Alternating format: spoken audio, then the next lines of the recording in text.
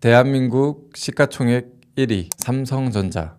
요즘에는 삼성공화국이라고 불리는 삼성. 삼성이라는 거대한 그룹이 마치 자급자족하며 돌아가는 하나의 나라처럼 보이기 때문에 이렇게 불리고 있는 회사입니다. 이 회사는 20세기와 21세기 대한민국 산업화의 상징이었습니다. 우리가 아는 삼성은 항상 승승장구하고 있었죠. 그럼 도대체 삼성전자는 언제부터 돈이 많았을까?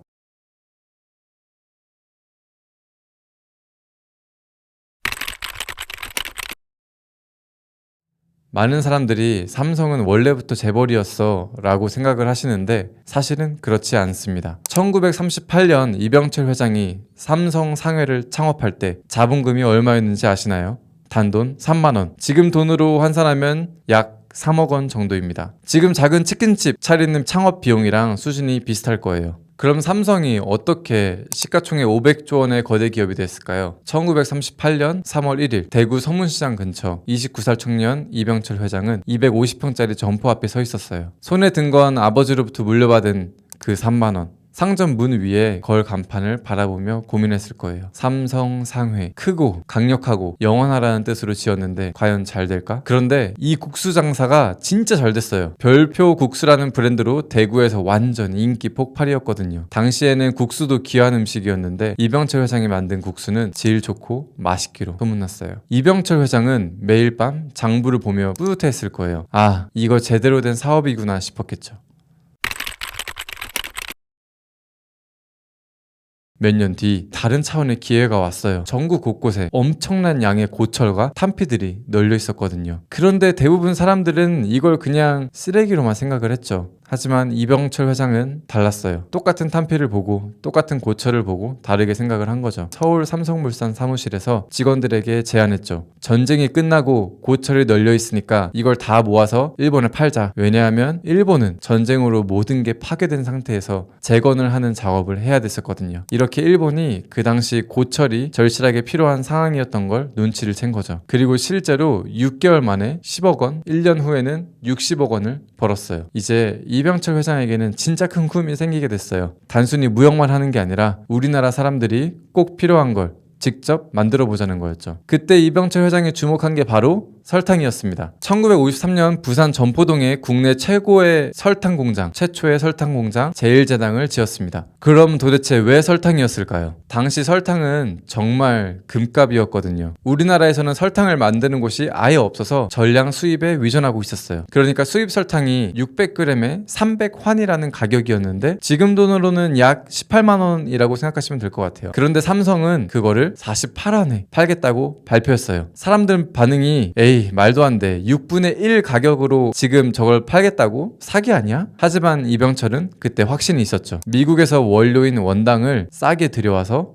우리가 직접 가공하면 충분히 가능하다는 계산이 나왔거든요. 1953년 11월 5일 이병철이 직접 스위치를 누르자 하얀 설탕이 쏟아져 나오기 시작했습니다. 우리 손으로 만든 첫 설탕이 탄생한 순간이었죠. 자, 그날 첫 생산량이 6,300kg이었는데 우리나라 최초의 국산 설탕이 탄생한 거거든요. 설탕 1호입니다. 반응은 완전 폭발적이었어요. 주문이 폭주해서 공장을 24시간 돌려도 부족할 지경이었죠. 어떻게 보면 당연한 결과예요. 기존 설탕 가격 대비 6분의 1 가격으로 판 거잖아요. 자, 1954년 한 해만 9,635톤을 생산해서 국내 설탕 시장의 33%를 차지했어요. 자, 한번 생각해 보세요. 창업 16년 만에 국수 장사에서 국내 설탕 시장의 3분의 1을 차지하는 회사가 된 거예요. 자, 여기서 다시 한번 중요한 건 삼성이 매번 그냥 운 좋게 성공한 게 절대 아니라는 거예요. 각 단계마다 치밀한 계산과 과감한 결정, 그리고 시장을 읽을 수 있는 눈을 언제나 길러왔던 거죠. 국수 사업에서는 품질로 승부했고, 고철 사업에서는 시대를 잘 읽고 그 기회를 놓치지 않았고, 설탕 사업에서는 국산화라는 비전을 가지면서 비용 절감이라는 목표도 이뤄냈던 거거든요. 자, 여기서 핵심은 삼성이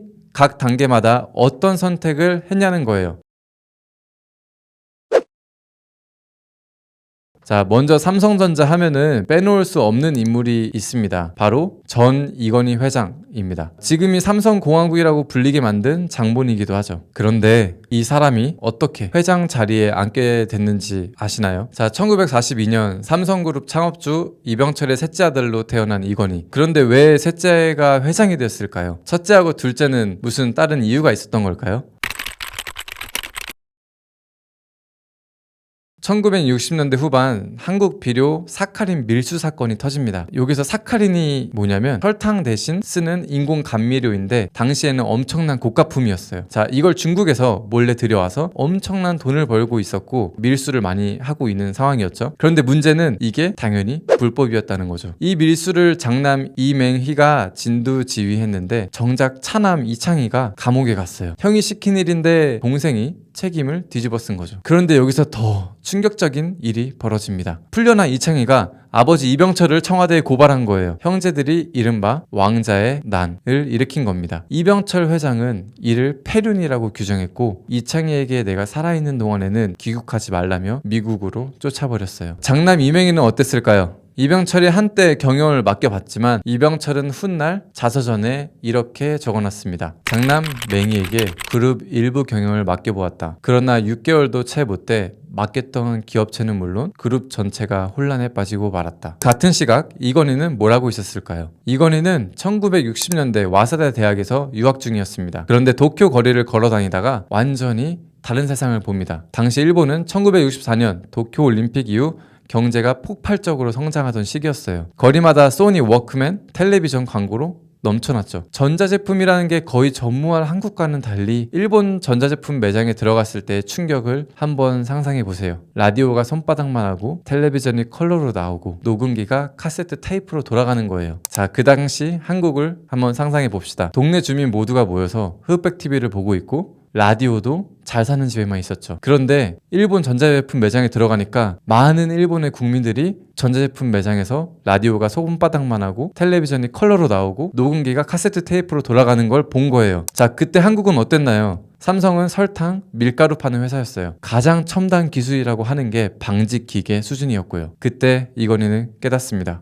이게 진짜 미래구나. 아직 한국은 모르는구나 이걸. 돌아와서 아버지에게 말했죠. 우리도 전자사업을 해야 합니다 라고 건의했지만 그 당시엔 무시당했습니다. 자, 시간이 지나서 1974년 갑자기 한국 반도체 인수를 아버지에게 건의해봅니다. 이건희 전 회장은 한국 반도체 지분 50%를 직접 사들였어요. 그것도 모자라서 미국 실리콘밸리를 50여 차례 드나들면서 반도체 기술을 배우러 다녔어요. 지금으로 치면은 일론 머스크가 직접 공장에 텐트 치고 살면서 생산 라인 보는 거랑 비슷한 레벨의 노력이었죠. 결국 아버지 이병철이 내가 그렇게 찾던 녀석이 이 녀석이구나, 이놈이 진짜구나 하고 인정을 하기 시작하면서 1977년 삼성의 나머지 지분을 인수했습니다. 이게 바로 오늘날 우리가 모두 알고 있는 삼성전자 반도체 사업의 시초가 된 겁니다. 이병철 회장은 1973년에 선택을 합니다. 건희야, 너가 해야 되겠다. 사실 선택의 여지가 없었어요. 장남은 경영이 무능하고 차남은 아버지 고발로 추방됐고 셋째만이 유일하게 사업에 미쳐있는 상황이었거든요. 그렇게 1987년 11월 19일 이병철 회장이 세상을 떠나고 같은 해 12월 45세의 이건희가 삼성그룹 회장이 됩니다. 사람들의 반응은 차가웠어요. 형들 다 제치고 올라간 셋째 아니야? 삼성 망하겠네. 하지만 돌이켜보면 이병철은 정확한 선택을 한 거였습니다. 셋째가 유일하게 현재가 아닌 미래를 보고 사업을 하는 사람이었거든요. 자, 실제로 그때 삼성전자는 지금과는 완전히 다른 회사였습니다. 그냥 일본 기술 베끼는 후발주자 기업이었다고 생각을 해요. 소니, 파나소닉 이런 일본 기업들 따라가기도 벅찬 상황이었죠. 그런데 이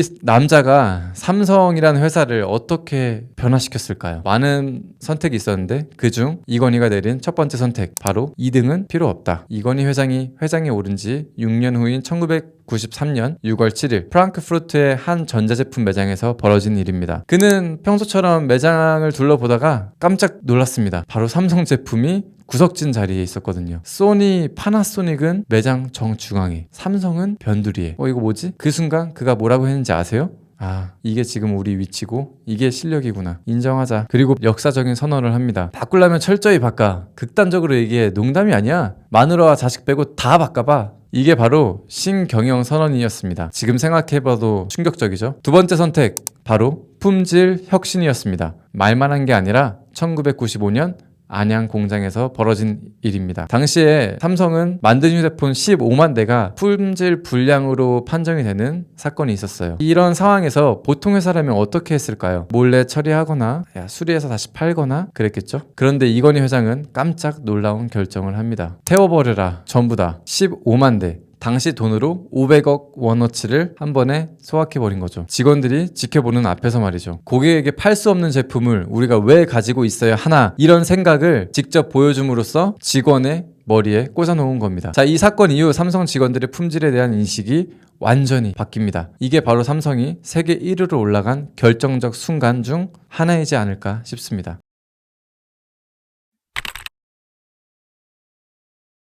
근데 후발주자인 삼성은 어떻게 해서 기술 1위가 됐을까요? 다양한 이유가 있겠지만 가장 큰 이유는 과감한 투자로 미친 효율성을 만들어냈기 때문에 이루지 않았을까 싶습니다. 선택과 집중, 삼성은 다른 것보다도 오로지 기술 발전을 위해서 압도적인 투자를 보여줬어요. 1983년 이병철 회장이 발표한 투자 계획은 향후 5년간 시설 투자 4,400억 원, 그리고 연구개발비 1,000억 원을 투입하여 첨단 기억 소자와 마이크로 프로세서를 연간 1억 개 이상 생산한다. 총 5,400억 원 투자한다. 1983년 기준으로 5,400억 원이 얼마나 큰 돈인지 아시나요? 당시 우리나라 1년 예산이 11조 원 정도였거든요. 삼성이 국가 예산의 약 5%를 전부 반도체에 쏟아부은 거예요. 지금 가격으로 환산하면 약 5조 원의 수준입니다. 한 회사가 한 개 사업에 5조 원을 투자한다고 생각해보세요. 그것도 이게 성공할지 경쟁에서 밀릴지 안 밀릴지 확신할 수도 없는 상태에서요. 지금도 엄청난 금액입니다. 그런데 더욱더 놀라운 건 당시 삼성 전체 매출이 2조 원 정도 됐다는 거예요. 회사 전체 매출의 2.5배를 반도체에 투자한 겁니다. 하이 리스크, 하이 리턴으로 보일 수도 있지만 이미 해외 실리콘밸리를 드나들며 반도체의 중요성을 알고 있는 이건희 회장한테는 확신이 있었다고 생각이 듭니다.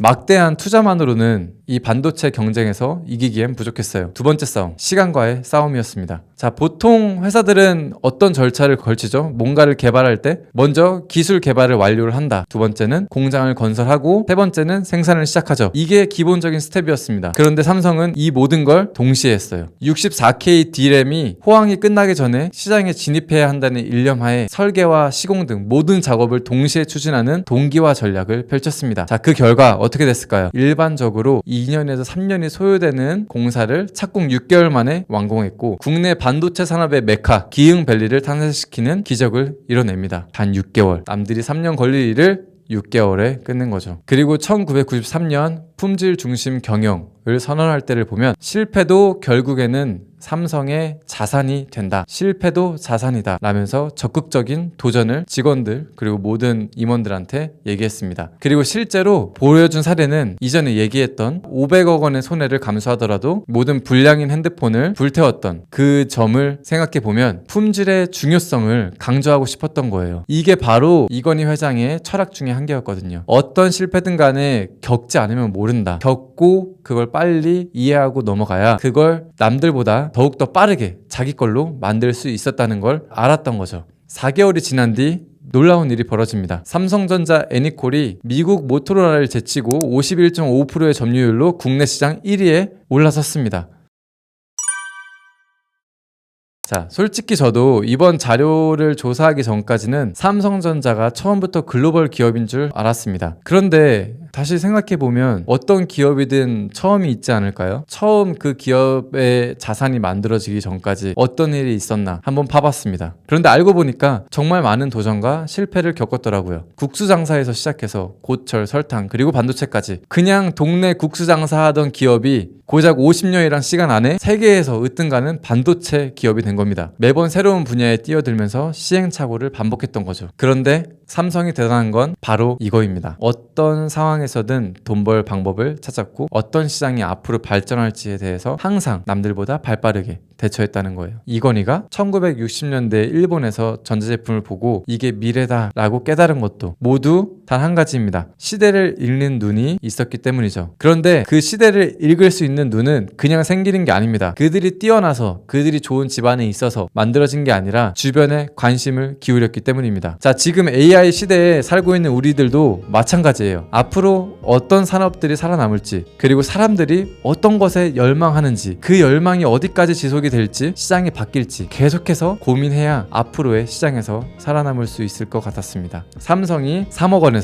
500조 원까지 성장할 수 있었던 건 결국 시대의 변화를 읽고 빠르게 적용했기 때문입니다. 앞으로의 세상은 어떤 세상이 될지에 대해서 생각해 보시고 댓글에 한번 달아주세요. 그 전에 제가 먼저 달아야겠죠? 인공지능이 인간을 지배하는 게 아니라 인공지능을 잘 쓰는 인간이 세계를 지배할 것 같습니다. 처음에는 GPT가 뭐지, AI가 뭐지, 나는 컴퓨터 하는 사람이 아니고 개발하는 사람도 아닌데 이게 나랑 상관이 있나? 라고 생각하시는 분들이 90% 될 거예요. 사람들 다 쓰고 너무 좋으니까 GPT는 써야지, 그리고 쓰고 있는 사람들이 90%는 될 거고요. 거기서 멈추지 마세요. 그걸 멈추면은 보통 시민이 되는 거고, 그걸 멈추지 않고 열심히 계속 파다 보면은 성공이 되지 않을까요? 변화와 기회는 언제든지 숨어 있습니다. 오늘 할 수 있는 일을 내일로 미루지 마세요. 기회는 기다려주지 않습니다. 어렵겠죠. 오늘 해야 될 것들 많으니까. 그런데 오늘 하겠다고 다짐한 것들은 시작이라도 하는 게 좋습니다. 완벽한 준비를 위해 시간을 낭비하기보다는 지금 당장 시작하고 행동하며 배워보세요. 미루는 것은 두려움입니다. 그 두려움을 해결하는 건 미루지 않고